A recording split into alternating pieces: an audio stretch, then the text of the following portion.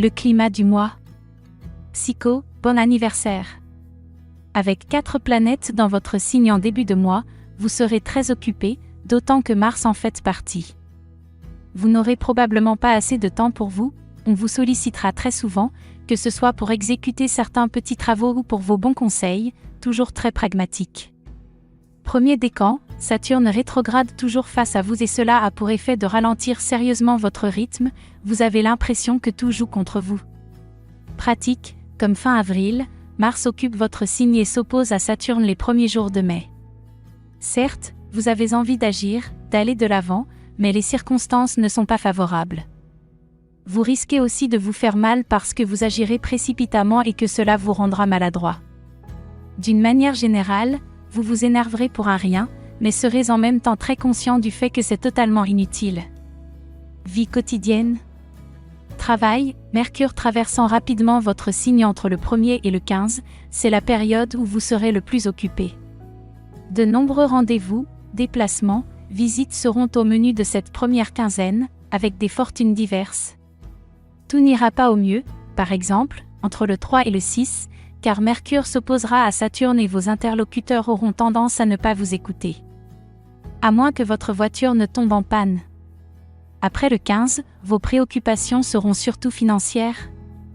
Échange, la communication ne passera pas bien en début de mois et si vous avez quelque chose à solliciter, mieux vaut attendre le 8, que Mercure soit débarrassé de Saturne.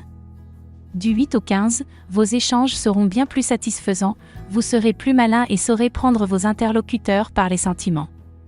Après le 15, vous aurez souvent affaire à des personnes difficiles à manier, qui ne se rangeront pas toujours à votre avis. Sentiments.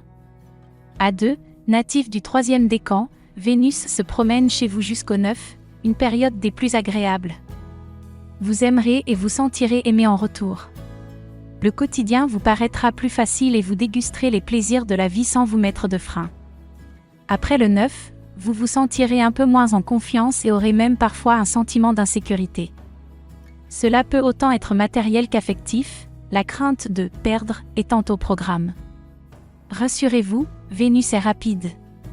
Célibataire, profitez des premiers jours du mois pour séduire, vous serez en pleine forme de ce côté-là. Vous déborderez de charme et de sensualité, il y aura de la conquête dans l'air, mais rien de très sérieux, 3e décan. Après le 9, avec Vénus en Gémeaux, vous serez plus intéressé par vos affaires financières que par vos amours.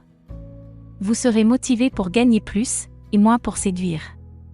Chaque chose en son temps, vous retrouverez votre besoin de plaire début juin. En aparté. Pluton et Uranus seront en dissonance exacte ce mois-ci et si cela ne vous touche pas sur le plan individuel, cela pourrait avoir du poids sur le plan collectif. De grands changements s'annoncent.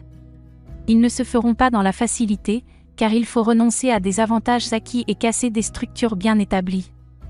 La meilleure semaine du mois.